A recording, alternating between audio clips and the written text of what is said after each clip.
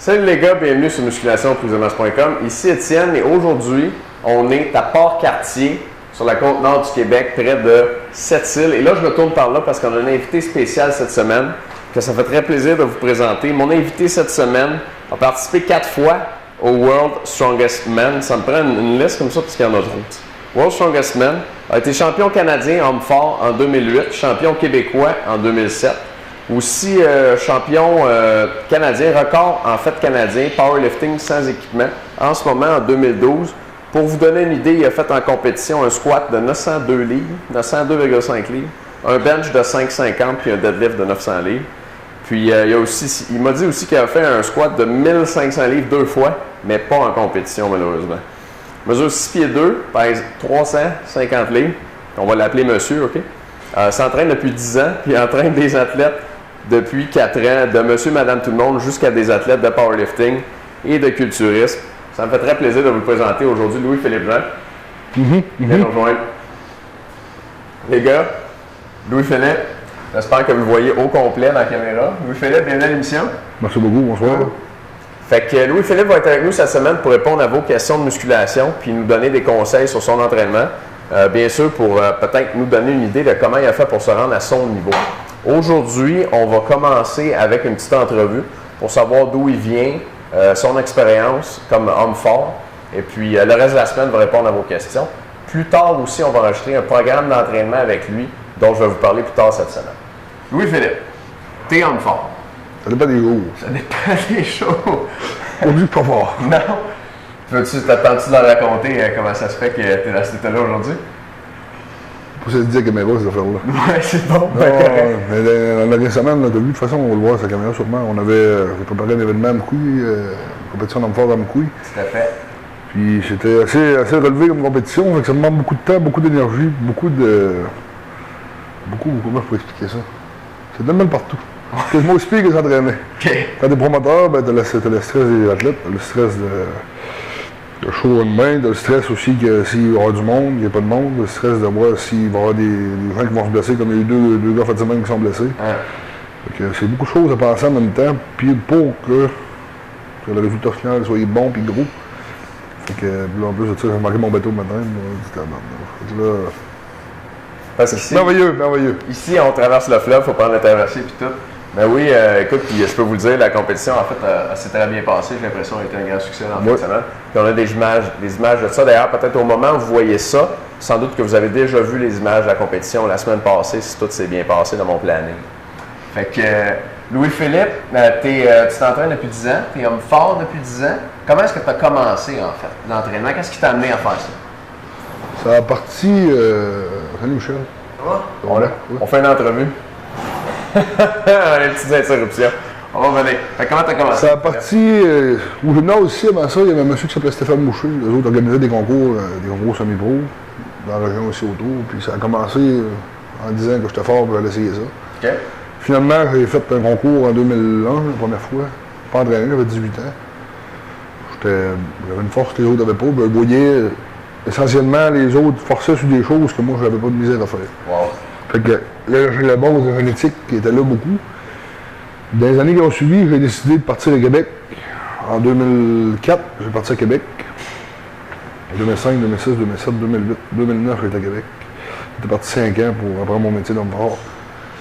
J'ai travaillé avec X-Men, Nutrition, avec Dan Berube, avec tous les meilleurs au niveau des suppléments. Là, à ce temps, je suis rendu avec papa, les suppléments alimentaires. Puis les autres, c'est des gens qui visent justement le même genre de clientèle, les athlètes de haut niveau, jusqu'au monsieur, madame, tout le monde.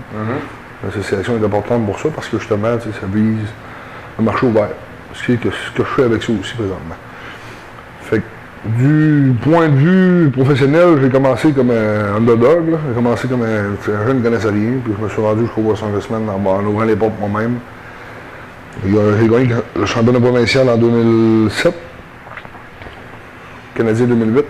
J'ai fait des 3e, 4e places, des podiums presque partout. J'ai été dans les coupes mondiales à partir de 2007. Après ça, ça a déroulé assez vite.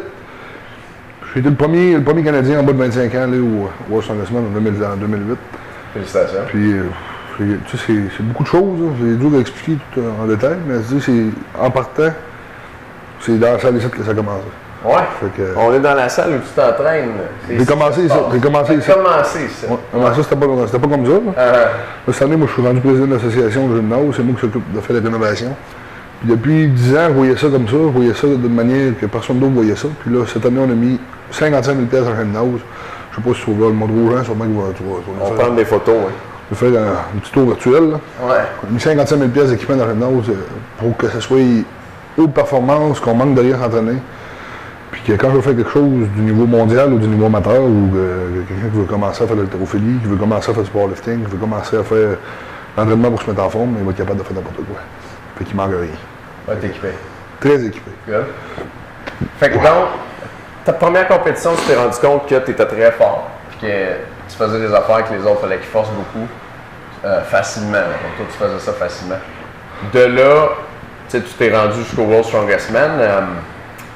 Veux-tu nous donner une idée de ta progression, en quoi ça consiste de passer? J'imagine que tu avais une bonne base, mais comment tu fais pour prendre cette base-là et te rendre au niveau mondial?